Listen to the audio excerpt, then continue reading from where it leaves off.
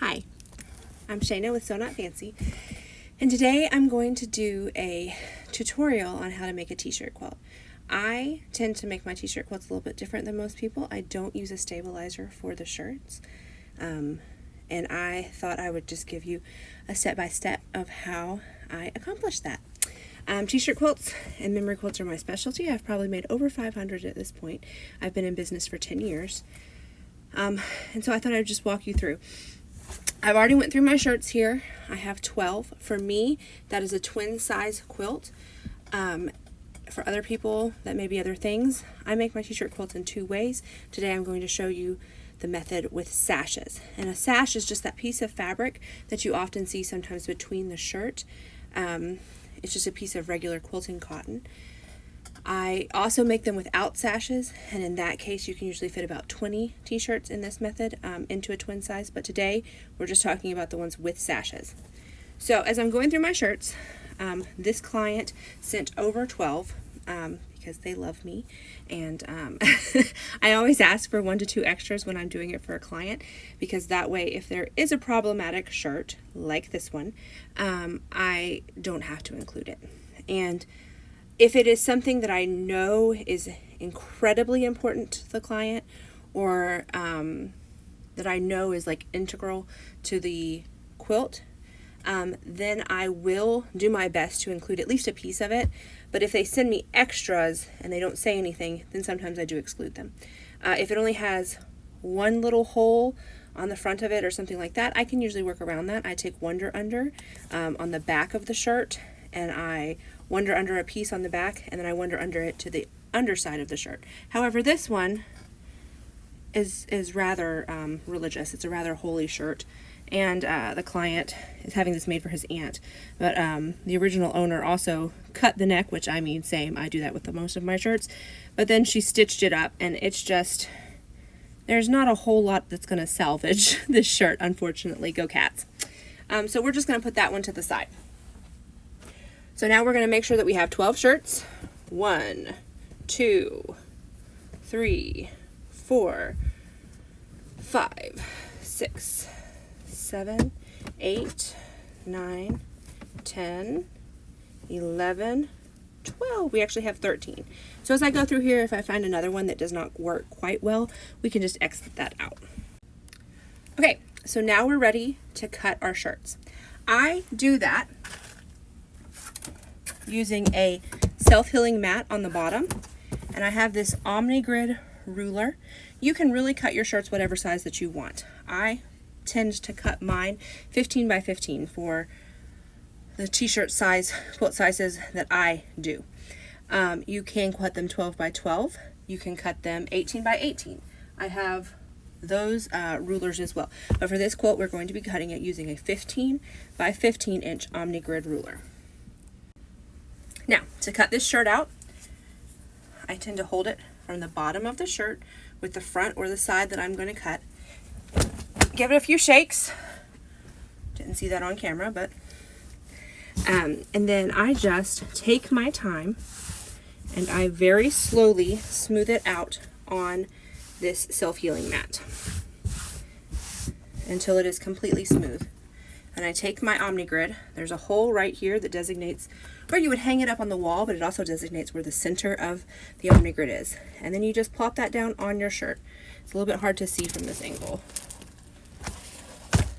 You just plop that down on your shirt, and you get it, you know, as centered as you can. I typically use the number markings over here on this side and this side to make sure that it is centered as well as it can be, but I just eyeball it. Like I said, I've done enough of these. I can kind of just do it. Then I'm going to use my, I think this is, 45 millimeter. I use Olfa brand. You can use whatever rotary cutter. My tip is to have 2. Have one that you only use for cutting out t-shirts and clothing, and then to have another one that you only use to cut out quilting fabric. And when your blade starts to get dull, slightly dull, in your quilting fabric one, move it into your t-shirt quilt one, and then you get longer use out of your blades, and you're not constantly changing blades, because these will dull your blades faster than traditional quilting cotton.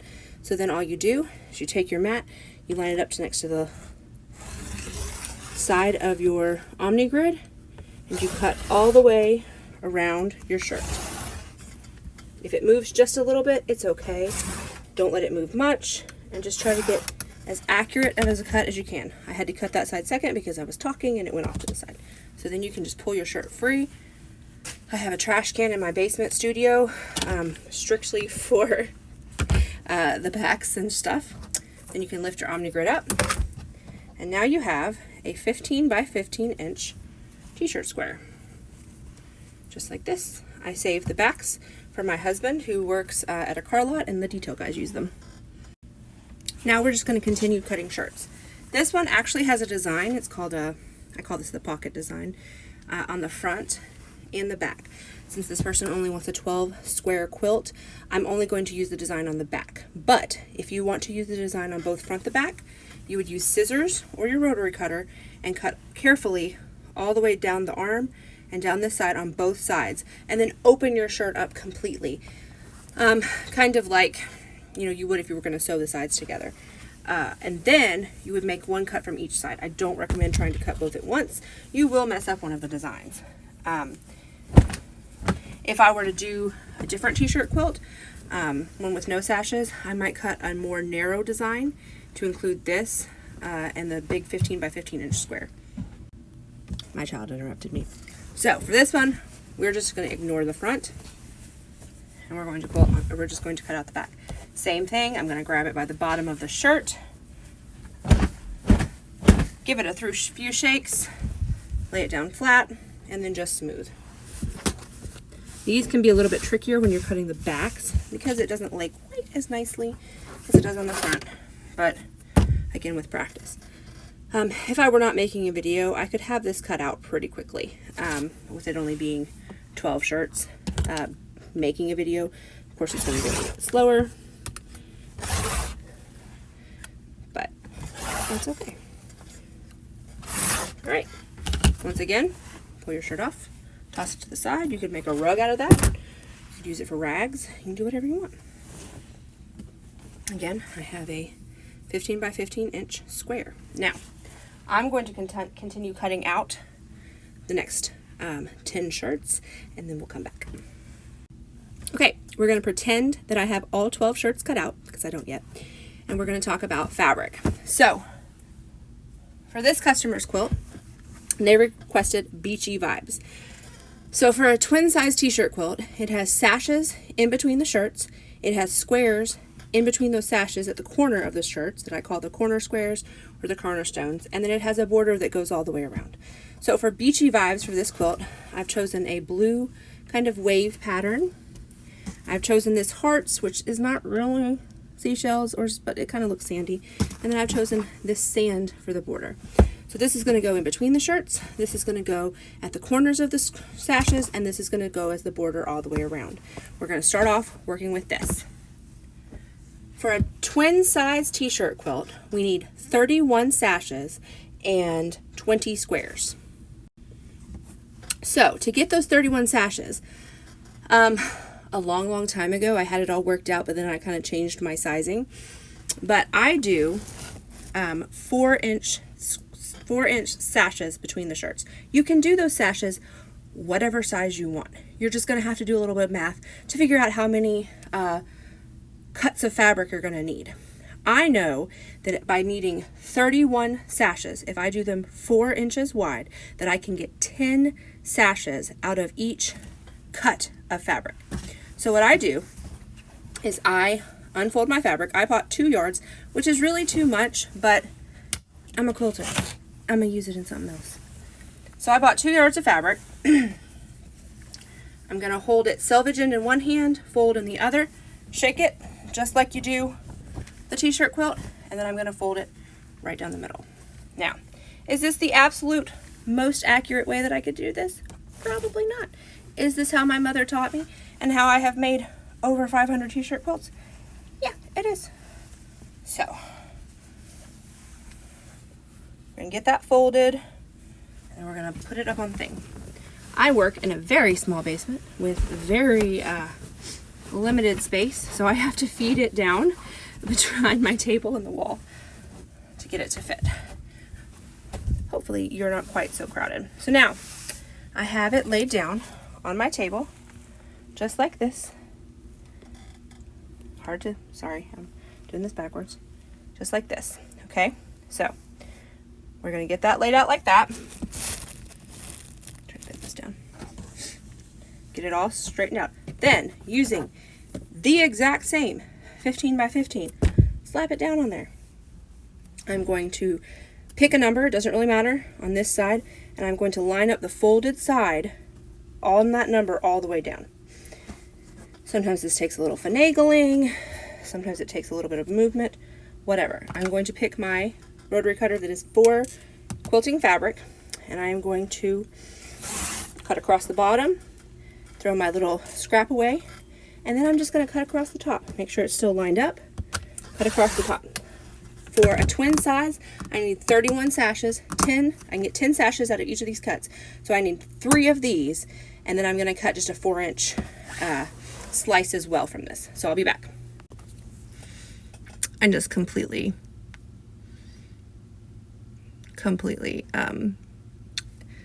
discarded a clip that I was using to show you how to cut sashes. So anyways, I have cut 15 inches using my 15-inch ruler. I have cut 15-inch pieces of fabric. I've laid them out nicely on my table. I've cut my selvages off. I'm cutting 4-inch strips of this. I can make another video sometime when I do another t-shirt quilt and show you how I'm doing this. I messed up. It's fine. So anyways, I'm cutting 31 of these sashes out, 15 by 4 inches. I'm doing them by cutting 15-inch slices out of my fabric. I'm not very technologically advanced here. I'm cutting out 15-inch slashes of my fabric, and then I'm cutting that down to 4. I'm doing it using 3 pieces of fabric at a time. If you are a beginner, by all means, do it one at a time. I also just realized that I'm using a directional fabric and that my one sash is going to look kind of funky, but I think it'll be okay. Maybe it'll be like a find the sash in the quilt. So, we've got our sashes cut. Now we are going to cut 20 squares of this. So for that, I get 10 squares out of each cut. I only need to cut 2 4-inch strips out of this. Again, we're going to smooth our fabric, have it folded over, and we are going to just cut it into 2 4-inch strips. I like this fabric because it is not directional. I personally do not love using a directional fabric for the corner squares. It's just a personal choice. It makes it go a little slower for me in my personal method. But if you choose a directional fabric, that is fine. You can use it. I've used one multiple times. You just kind of have to pay attention when you're sewing your sashes together to make sure that that directional fabric is lining up correctly.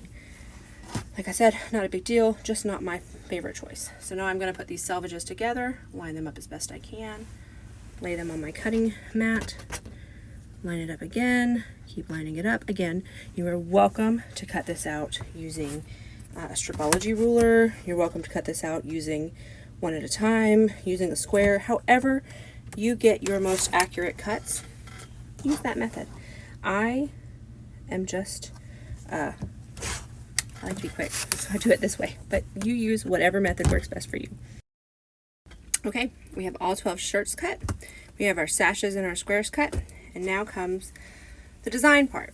If you have a large design wall or a large spot of empty floor or something like that, you would probably be best to lay these out on that. I have neither.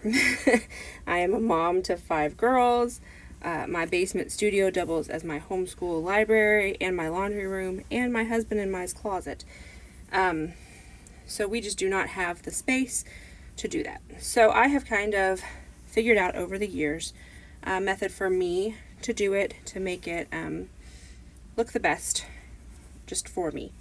So I've got like purples, I've got 2 purples in this, I've got 1 blue, several whites, that kind of thing. This is going to have to be this is 12 shirts, so it's going to be 3 across by 4 down. So I just start. I'm going to grab a purple shirt. That's going to be number 1. And then I'm going to just grab a white shirt. And that's going to be number 2 in that row. And then let's do a blue shirt. That's going to be number 3 in that row. Then let's do a navy shirt. That's going to be number 4 in that row. Okay, so 1, 2, 3, 4, fold them up, set them to the side. I did purple for the first row, for the first one, so let's do a white. That's going to be first in that row. Then I did white for the second one, so let's do a gray. That's going to be second in that row. Then I did blue for the third, so let's do this pink. That's going to be the third. And then I did navy at the bottom, so let's not do a navy. Let's do a white. So we're going to do white for the bottom. Fold those up, put them here. Okay? Then we have 4 shirts left. So we have purple and white at the top of those 2. Let's do a navy at the top. Then we're going to do a green. Then we're going to do purple. And then we're going to do gray. Did I put gray at the bottom of that one? No, I put white. See? Easy peasy lemon squeezy. So once we have these 3 rows lined out, and it's a little bit more difficult if you're doing a queen or a king that has 20, 25 shirts. But for this one, it's pretty easy. Once we have these 3 rows, they're separated, they're folded over. I just stack them on top of each other. We're going to grab our sashes and our squares, and we're going to go to the sewing machine. And now I'm going to show you what everybody freaks out about. The cutting out part, I don't think anybody really thinks is that difficult with t-shirts, but everybody freaks out about sewing your sashes to this without stretching it out. So I'm going to show you my method that has worked for 500 quilts. I have never had any issues excluding one. Now, I said before that I've only ever had problems with one t-shirt quilt. And that's true. I did do a box of shirts that somebody had, I think, in their attic. And I should have just said no. They were dry rotted. I could stretch them and pull them apart. And so I didn't stabilize them. This was back, I don't know, I'd probably been in business like a year or 2. And when I quilted it, each needle hole left like a significant hole. And I'm sure when they watched it, those holes stretched. So that was on me and it was on them. They were dry rotted. But I should have known enough to send it back and be like, no, I can't work with this. Or attempted to stabilize a piece and see. But I keep my prices low enough, especially back then, that it wouldn't have been in my interest to have stabilized all of the shirts. Because it wasn't just one piece. It was every single piece in that entire box of clothes that I got for 2 different quilts. So I don't know. I don't know if you could have washed them with fabric softener and it helped. I really don't know. I've never had dry rotted clothes before or since to have to do it, to be troubled with. Some of the shirts in this quilt are older than me. I was born in 87. There's a Kentucky Derby shirt in here from 1986. It's going to do fine. It's not dry rotted. It is thin, but you're going to stabilize it with quilting cotton and then you're going to quilt it and it's going to be fine. Like I said, I have the only 2 issues that I have had in 10 years were those 2 dry rotted quilts and were I used a lining that my mother had on hand for quite some time. It was a dark maroon and it bled, and it bled onto some white shirts when she washed it. That was on me. I did a discount. It was fine. But other than that, I've had no issues with the construction of my quilts, at least. So here we're going to get started.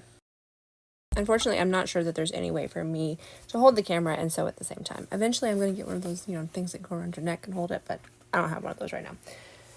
So I'm just going to show you what I'm doing before I sew and then sew. I have my stack of 4 shirts. I'm starting with the shirt on the top. I tend to carry the rest of my shirts on my lap. You can do it however you want. So this is the top of the shirt. We are going to take a sash and we are going to put the right side of the fabric. This one's kind of easy to see. It's more easy to see in person than it is on the camera. We're going to put the right side of the fabric against the right side of the shirt. Now, when I hold it up there,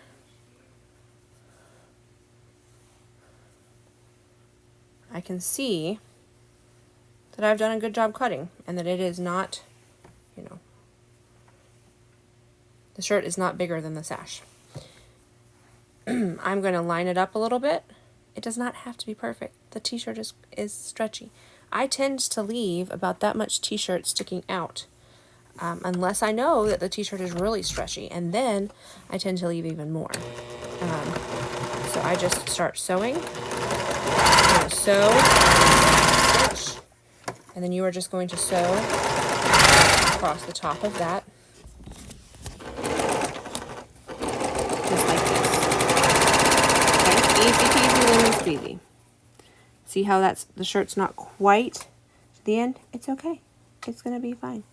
You're just going to stretch it out. If you need to pin this, pin this. I don't. But you can. Go that to the end. See? It covered. Back up. Ta-da! You've sewn your first sash on. Okay? Ooh, I'm fighting with my tripod here. So now, that's sewn on. It flips up like that, and you've got a sash at the top of your shirt. Now, we're going to go down to the bottom of the shirt. We're going to repeat. You always want your t-shirt material to be on the bottom. That's crucial.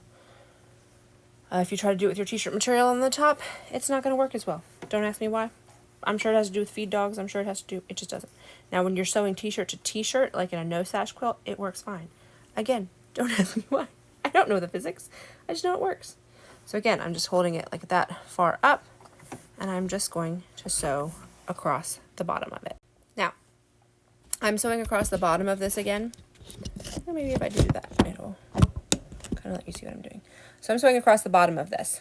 I kind of have, probably I didn't cut it great. Okay, so I've got a little excess fabric here and a little excess fabric there. It's fine. I promise. It's going to work out great. So just sew that. Back stitch. You're good. Okay. Now,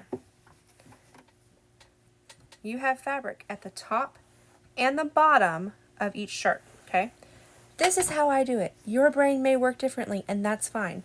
I flip this upside down. Okay? This goes against my chest.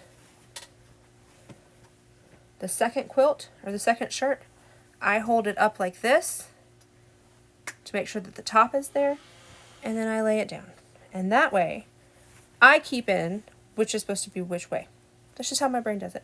That's how I've done it for the last, however many quilts. Your brain doesn't have to work like that. You can do it however you want. Okay? I don't even have it lined up yet. I've just started sewing it, and now I'm going to line it up. This shirt is stretchier. I can tell that just by feel than the last shirt, okay? So if it has a little bit more excess on it at the end, that's okay. It may or may not. You really get into a lot of excess when you're working with like the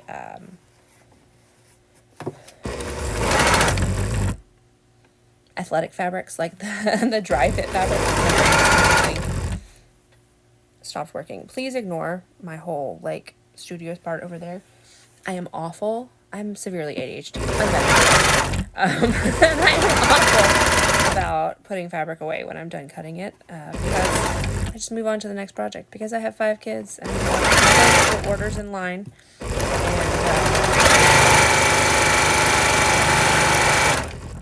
sometimes my mother takes pity on me. My eldest took pity on me a couple of years ago, but she hated it, so. But now I'm just going to keep doing this. I'm going to just keep adding a sash to the top and the bottom of each shirt. And when I get to the bottom, the 4th shirt, you put a sash on the bottom, and then you set that aside. That is a row. You're going to do that for each row of shirts. And again, I don't have any problem working in the excess fabric. And I've done this a lot, so I can kind of tell if a shirt is going to be extremely stretchy. But shirts are more stretchy this way than they are this way. So if you lay your sash down on it and you see that you have excess on either side, just don't start it here. Start it down here a little bit, and it works out Okay, so we now have, I have made all of my sashes, or not my sashes, I've made all of my rows that each contains 4 t-shirts each. Now we're going to make the rows that go on either sides of those t-shirt rows. These are your sashes rows. So you have 4 t-shirts in each of your t-shirt rows. So that means you're going to need 4 sashes in each of these rows. So I just pull off 4 sashes, lay them down. Pull off 4 sashes, lay them down like in an X, just so you can separate them. I'm just separating these into 4 rows of 4 sashes. Because you have 3 rows of t-shirt quilts, you're going to need a row of sashes, a row of sashes, a row of sashes, and a row of sashes. So for a twin, you need 4 rows of t-shirt quilts. Okay, so I've got my sashes. Now I've got my squares. Again, these are not directional squares, so it really, you're going to sew your squares onto your sashes, however you can do that to make it, make sense to you. For me, I just do it in a certain way, but you don't have to do it this way. You do it however you want. Sash, square. And you're just going to make a row that goes square, sash, square, sash, square, sash, square, sash, and you're going to end in a square. So you'll have a square at the top and the bottom of each of this row, and then the rest of the row will just be like I said, you do this however you want to do it, but you're just going to end up with that sash. Okay, now I have 4 rows of sashes sewn together and 3 rows of t-shirt quilts sewn together. So now we're going to assemble. With your first row, it really doesn't matter which way you do this. You are just going to pick a side. You're going to, now I don't pin every single seam because I've done this 900 times, but you can. Okay, you're just going to lay your sashes against your t-shirt rows. Okay, you can pin here. I don't pin here, but go right ahead and pin there. I pin here. I'm going to sew this way, so I pin at the bottom of how I'm going to sew the shirt. Like I said, when I started, I did pin everyone. And you're just going to pin, your square to your sash, and then keep going. So I'm going to go down here. Now, as you are doing this, you can kind of see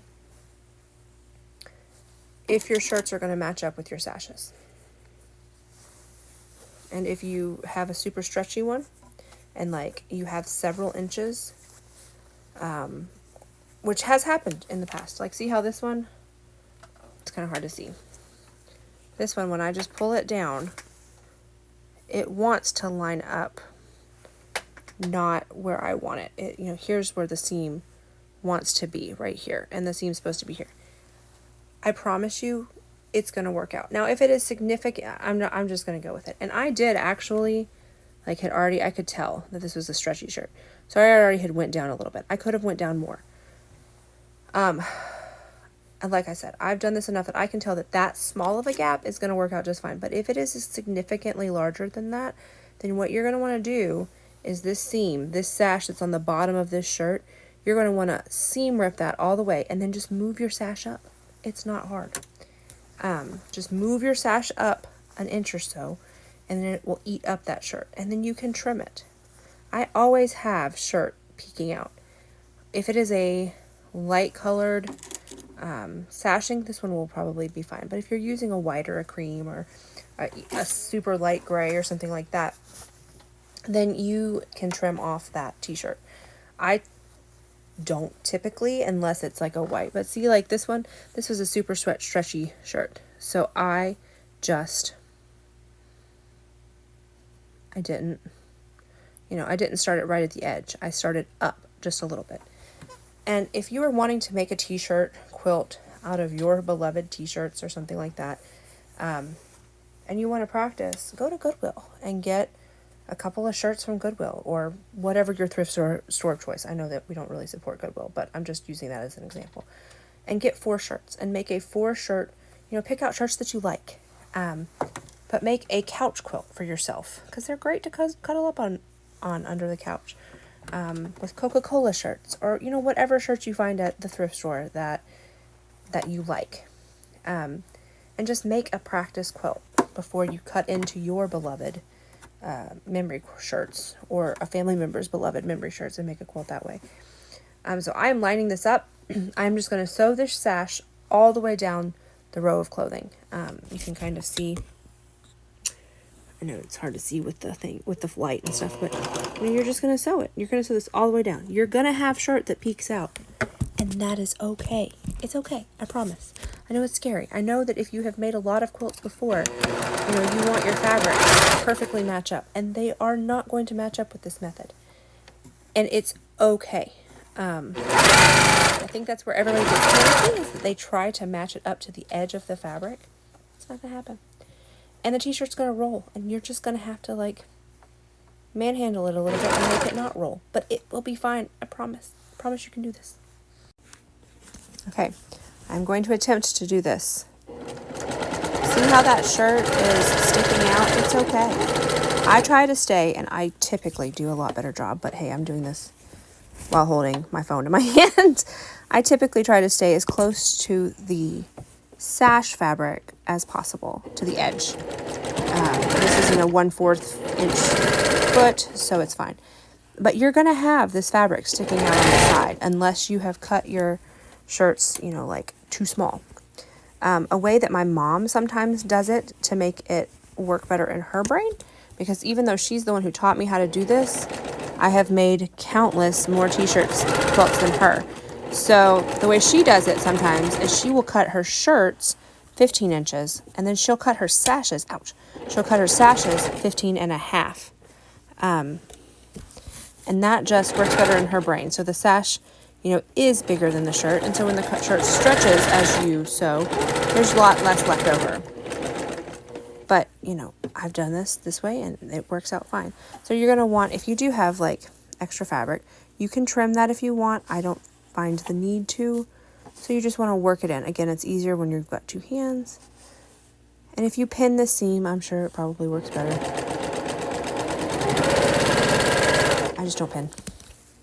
And then you're just going to work your way all the way down that side.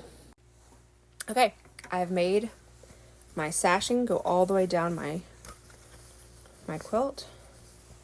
So here you go. You've got your cornerstone there at the corner of your t-shirts. Okay, and it's going to be that way all the way down your quilt. Now all you're going to do is you're going to flip this over, and you're going to put another one of those row of sashing on this side. Again, if you have a space where you can lay out your rows and figure out what configuration you want them to be in, go right ahead, do that. That really is the best method. I just do not have the space. I'm not going to show you guys the floor of my basement because I have 5 kids and it's atrocious. But that really is the best way. But you're going to just go row of sashes, t-shirt quilt, row of sashes, t-shirt, row of sashes, until you have, your 3 rows with sashes in between each row and with sashes on either of your outside rows. You can stop there. You can add a border. I typically put a border on to make it come to the size of the quilt that I want. And that's it. You've made a t-shirt quilt. Now, if you are going to have this quilted by a long armer, it's imperative that you reach out to them before you use this method and make sure that that long armer will quilt them without stabilizer. I personally don't find them any more difficult to quilt. I actually find the ones with stabilizer more difficult to quilt, but I know that I am the minority. So please, before you sink all this time into making a t-shirt quilt by method, reach out to your long armer. If you're going to have it long armed, make sure that they're going to do it. If you are going to self-quilt it on a domestic machine, then it may be more difficult. I would just make sure that you are basting it very, very well. I have never quilted a quilt on a domestic machine because as I said, I was grandmothered in. I've always had a short arm quilting machine or a long arm quilting machine that I have quilted them on. I tend to, if you are a long armor and that you're going to do this, I pin the top and the bottom into the machine, and I tend to keep my top a lot more taut than most of your long arm quilting police want you to. It's just how I've done it. I don't have any issues. I can quilt through this. Again, if you have a super, super stretchy shirt, or if you have the athletic material, sometimes it can be a little bit more difficult. But really, the only problem I'm having right now quilting them out is that my handy quilter Amira is acting up. And it's not the T-shirt quilt's problem. It's happening on pieced quilts and regular quilts as well. So you can do this. You can make a T-shirt quilt, and you can make a T-shirt quilt without stabilizer. I think that it gives a much softer overall feel. The quilt is not as heavy. There's better drape. And this is just how I learned how to do it. And I've tried making them with the stabilizer in the past, and I cannot keep my prices what they are doing so. And I have what are some of the more affordable prices for T-shirt quilts. I'm sure that some people will see my prices and laugh, but reach out to a local long armor and see what they charge. I try to keep them as affordable as possible, to the best of my ability. But I also, I have 5 kids. I'm trying to pay for things for those kids as well. But I am happy to answer any questions. I do plan on making a PDF pattern that will be for sale in my Etsy shop, So Not Fancy. Hopefully soon, but 5 kids. But yeah, if you have any questions, reach out in the comments. I'd be happy to answer them. Thanks.